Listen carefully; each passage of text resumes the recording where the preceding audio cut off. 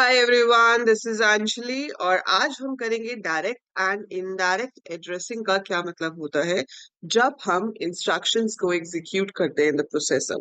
So when you give an instruction in the instruction format, हमारे पास जो आपके पास instruction execute हो रही है वो मेमोरी में से डेटा को फेच करेगी और उस डेटा के ऊपर काम करेगी। ठीक है। अब हमने ये डिस्कस किया था पिछली क्लास में कि आपके पास जब वो इंस्ट्रक्शन दी जाती है तो आपके 16 बिट की अगर आपका इंस्ट्रक्शन कोड है तो उसमें से ये 4 बिट्स यूज हो रही थी ऑपरेशन बताने के लिए, और ये जो 12 बिट्स हैं ये मेमोरी का एड्रेस बता रही थी। सो इस एड्रेस पे जाकर हम वैल्यू उठाएंगे और उसके ऊपर अपना काम करेंगे, जो भी है ऐड मल्टीप्लाई व्हाटएवर। ठीक है। अब ये जो एड्रेस होता है जहां पर आपका ऑपरेंड होता है, that is called effective address. So effective address क्या होता है? एड्रेस ऑफ द ऑपरेंड, जहां पर मेमोरी में एड्रेस पड़ा हुआ है, तो इसको हम इफेक्टिव एड्रेस कहते हैं। But sometimes we have a requirement कि आपके पास यहाँ पे जो एड्रेस है उस पे डायरेक्ट वैल्यू नहीं पड़ी है, उस पे एक फर्दर एड्रेस पड़ा है और उसके ऊपर वैल्यू पड़ी है। इस कंसेप्ट को समझने के लिए सबसे सिंपल चीज है, आप इसको पॉइंटर्स के कंसेप्ट के साथ रिलेट कर सकते हो। आप इससे पहले सी पढ़ चुके हो। ठीक है। आप सी प्लस प्लस कर रहे हो। सो आपको पता है कि पॉइंटर क्या होता है। So when you are studying this subject, आपको इससे पहले किसी न किसी प्रोग्रामिंग लैंग्वेज में पॉइंटर्स का रेफरेंस पता है, राइट? तो पॉइंटर क्या होता है? एक होता है हमारे पास प्रोग्रामिंग में वेरिएबल, कि मैंने लिखा a इज इक्वल टू 10, तो a इज माई वेरिएबल जिसके अंदर 10 स्टोर्ड है, राइट? लेकिन एक पॉइंटर है जो कि a के एड्रेस को स्टोर कर रहा है, और फिर उस पॉइंटर के थ्रू मैं उसकी वैल्यू को फेच कर सकती हूँ। So that is indirect addressing. Like मेरे को रोहन का नंबर पता है तो मैं रोहन से डायरेक्टली फोन करके कोई भी मैसेज कन्वे कर सकती हूँ। लेकिन मुझे कोई मैसेज कन्वे करना है पारुल को, don't have Parul's number, but I know that Rohan has Parul's number. तो मैं रोहन को कन्वे करूंगी, रोहन पारुल को कन्वे करेगा। So it's like direct communication नहीं है, इनडायरेक्ट कम्युनिकेशन है। So that is over here. यहाँ पे भी उसका वही मतलब है। तो यहाँ पर पता कैसे चलेगा कि डायरेक्ट है या इनडायरेक्ट है? तो इसी इंस्ट्रक्शन कोड में एक बिट जो है यहाँ पर वो यूज हो जाती है एड्रेसिंग के लिए। अगर ये 0 है मतलब डायरेक्ट एड्रेस है, अगर ये 1 है तो ये इनडायरेक्ट एड्रेस है। It is sometimes convenient to use the address bits of an instruction code not as an address but as an actual operand. When the second part of the instruction code specifies an operand, the instruction is said to have immediate operand. तो यहाँ पे एक नई चीज है कि अगर यहाँ पर एड्रेस है ही नहीं, यहाँ पे डायरेक्ट ही वैल्यू है, तो वो इमीडिएट ऑपरेंड ही हो गया। ठीक है। सो वो हो गया। When the second part specifies the address of the operand, instruction is said to have direct address, जो आपको वेरिएबल वाली चीज बताई। डायरेक्ट ऑपरेंड इज लाइक अगर आपने लिख दिया 5 प्लस पी, तो 5 क्या है? It's direct immediate operand. ठीक है, यहीं पे ही मिल गया, इसमें कुछ फेच ही नहीं करना है। पर ये वेरिएबल है, दिस इज डायरेक्ट एड्रेसिंग, कि आप पी पे जाओगे, पी की वैल्यू को लेकर आओगे। अगर आपने यहाँ स्टार पी लिख दिया, मतलब पी में जो एड्रेस पड़ा है उस पे से वैल्यू लेकर आओगे, तो वो इनडायरेक्ट एड्रेसिंग होता है, right? This is the contrast to a third possibility called indirect address, where the bits in the second part of the instruction designate an address of a memory word in which address of the operand is found. ठीक है। तो उसमें direct address नहीं है, उसमें फिर से एक एड्रेस, मतलब उसमें डायरेक्ट वैल्यू नहीं है, उसमें फिर से एक एड्रेस मिलेगा और उस एड्रेस पे जाकर हमें वैल्यू मिलेगी। इस चीज को समझने के लिए ये डायग्राम बहुत ही ज्यादा यूजफुल है। और अगर आपको एग्जाम में कभी भी क्वेश्चन आता है इसके ऊपर, आपको ये डायग्राम जरूर जरूर जरूर बनाना है। You can not skip this diagram. So if you are getting a question differentiate between direct and indirect addressing, you must draw this diagram and explain your answer, right? तो अब यहाँ पर देखो, ये आपके पास इंस्ट्रक्शन कोड है। ये instruction code है 0 से 11 तक, हमारी एड्रेस बिट्स हो गई। 3 बिट्स का मेरे पास ऑपरेशन कोड है, और ये 1 बिट जो है ये या तो 0 हो सकती है या 1 हो सकती है। इसके 0 होने का मतलब है डायरेक्ट एड्रेस है, इसके 1 होने का मतलब है इनडायरेक्ट एड्रेस है। ठीक है। अब 0 एड्रेस में क्या होगा? यहाँ पर 0 है, इंस्ट्रक्शन क्या है? Add. So right now my PC मतलब प्रोग्राम काउंटर इज 22, तो this instruction has to be executed. So I have 0 as the addressing mode, that's direct addressing. Operation क्या है? ऐड। देन क्या है? 457।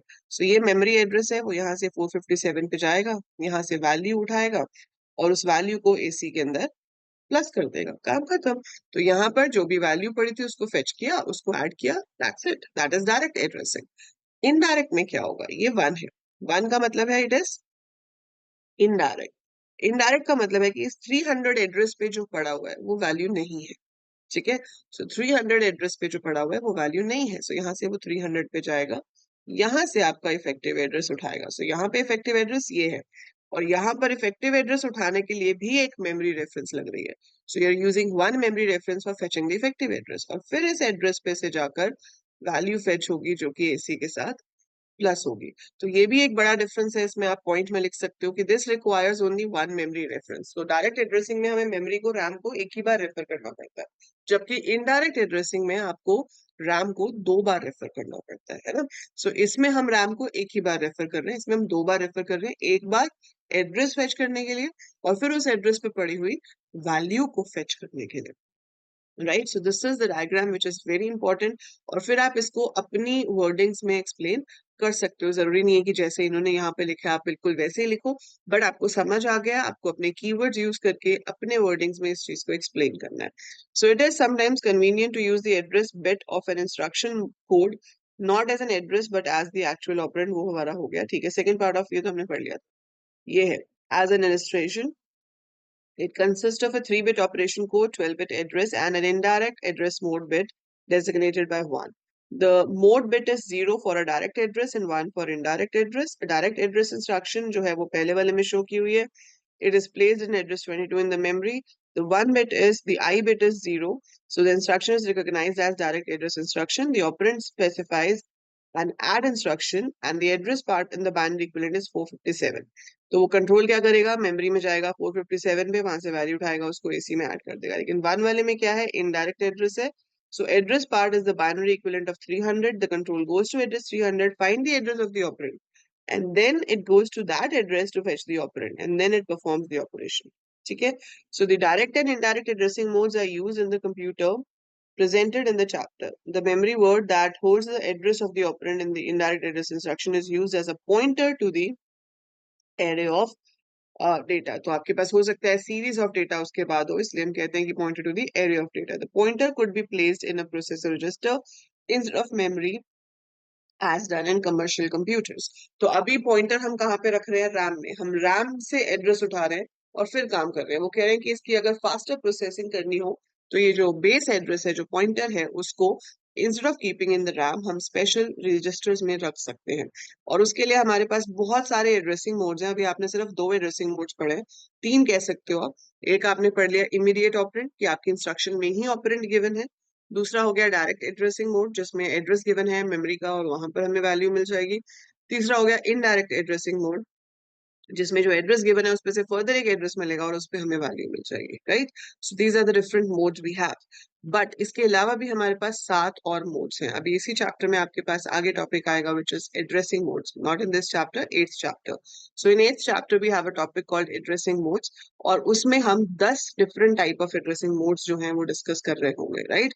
एंड वो सारे मोड्स रजिस्टर इंक्लूडेड भी हैं, बिना रजिस्टर वाले भी हैं।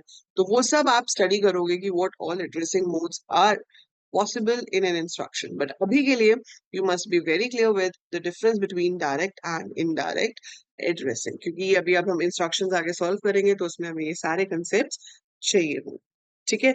And then the next thing in this is computer registers. This we have already studied once.